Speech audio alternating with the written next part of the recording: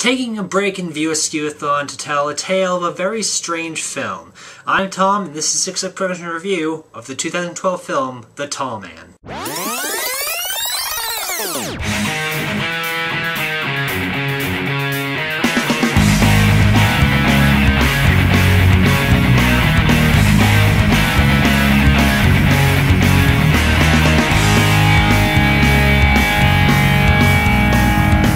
The Tall Man is a recent movie starring Jessical, Biel, and the little girl from the Silent Hill movie. It takes place in a town that mirrors the very barren District 12 from the Hunger Games films, and of little children who are continually being taken by the Tall Man and are never seen again. The story centers around a nurse named Julia, and when her son is taken by the Tall Man right in front of her, she goes on a chase to try and get him back. Now, I was initially curious about this film because it looked like it was a reference towards Slender Man, which is something I'm very interested in. You know, I wrote Seeking Truth. I'm very into the Slender Man community. There was a lot of signs that this was kind of not be a Slender Man film, but have a lot of references towards it.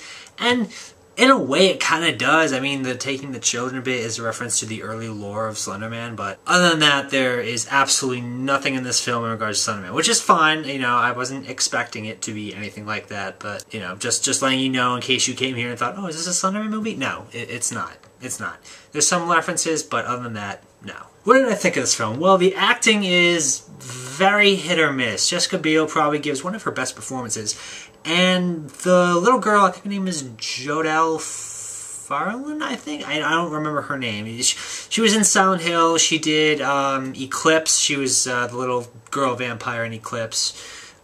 She's done a couple other things here and there, I think. I actually like her despite the kind of crappy movies she's done. I think she actually has a lot of potential. And she was good in this too. Everyone else, I wasn't really feeling it from anybody else. The dialogue is not very good. A lot of exposition about characters are told through the mouths of other characters. There's way too much exposition for that matter. There's way too much explaining about things. Nothing is really left for us to kind of take in and see for ourselves. And that's not really the best way to go about writing, you know. A good method of storytelling is don't tell the audience, show them.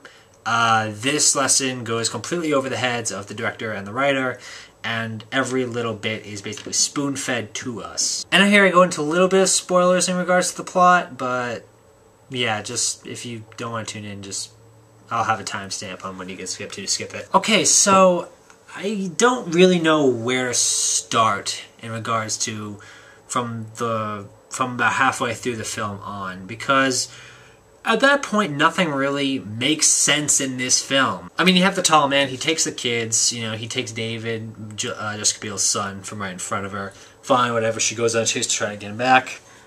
Fine, I'm okay with that. Then she goes to the local diner and she finds a shrine full of missing children, including a picture of her own son. And we're led to believe that the whole town is actually in on the Tall Man, which doesn't make any sense whatsoever. And then it's revealed that they're not all in on it. Jessica Biel is the one behind everything. She's the one who's kidnapping all the kids and doing whatever to them. And David is not actually her son. It's the son of a crazy lady that was roaming around town at the beginning of the film. And it's like, what? Why? I mean, don't get me wrong, the twist was kind of interesting, but the main character turned out to be the bad guy the entire time.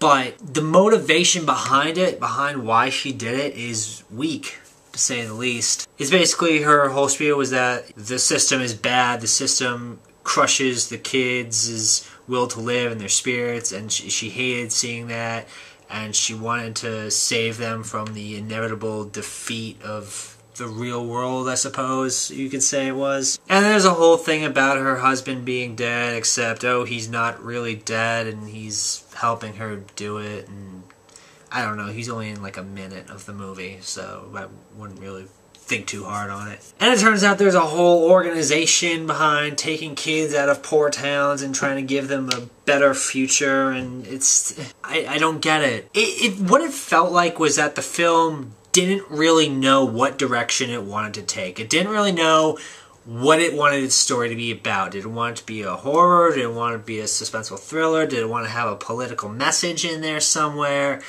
And so the result is a bunch of different ideas thrown into a script, and none of them really work together. None of them work as one concluding story. And because of that, nothing about the plot makes sense.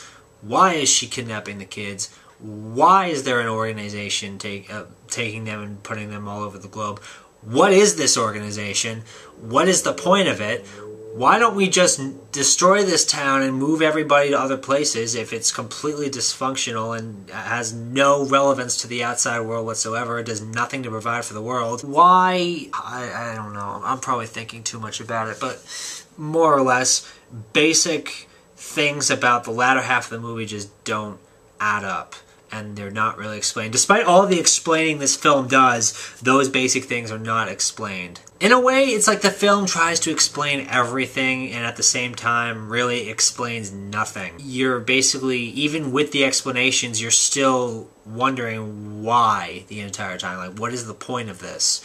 I have to be missing something here. In the end, I would say this is a film that had a good premise and some pretty interesting twists, but was executed terribly. The script felt like it was completely thrown together with a bunch of different ideas. It's like they really wanted to make it a good film. I think they did want to make this a really good kind of psychological thriller kind of film, but they got too ambitious with their plot and just they padded too much into it, especially its ending. They padded it too much, and it just didn't make any sense. And that's really the worst I can describe it, is that it's a film that could have been great, but because it's nonsensical, it's really just hard to enjoy it on its merit. And the last half an hour, once it's revealed that Julia is the one behind it, the last half an hour just drags.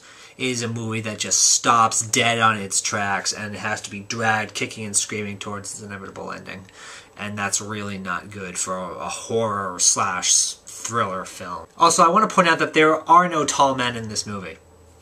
None. The people who are in the jackets taking the kids of the crazy woman and then the husband, neither of them are very tall.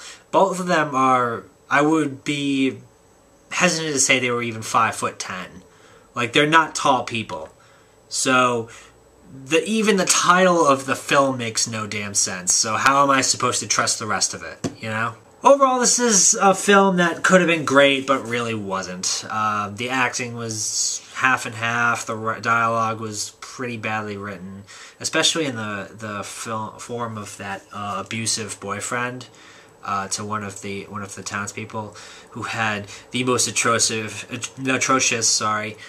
method of character exposition ever. It was just so badly written, and the overall plot of the story doesn't really make any sense at all. So, would I recommend this film? I recommend checking it out, maybe, if you're in the mood for the kind of thing, but overall I would say skip it. It really doesn't do much to provide for any kind of genre of film. It's really just, I don't know, it's really just not that good of a movie. So I would give this a D- at best, personally. That's just what I think. Maybe you think different. Let me know down below.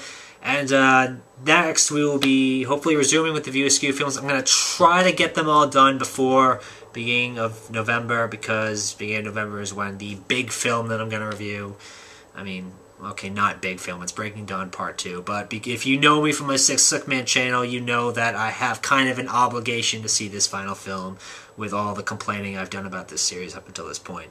So anyway, that's it. Let me know what you think down below of the Tall Man. Let me know if you're a Slender Man fan also, because I always like to communicate with fans of the Slender Man genre.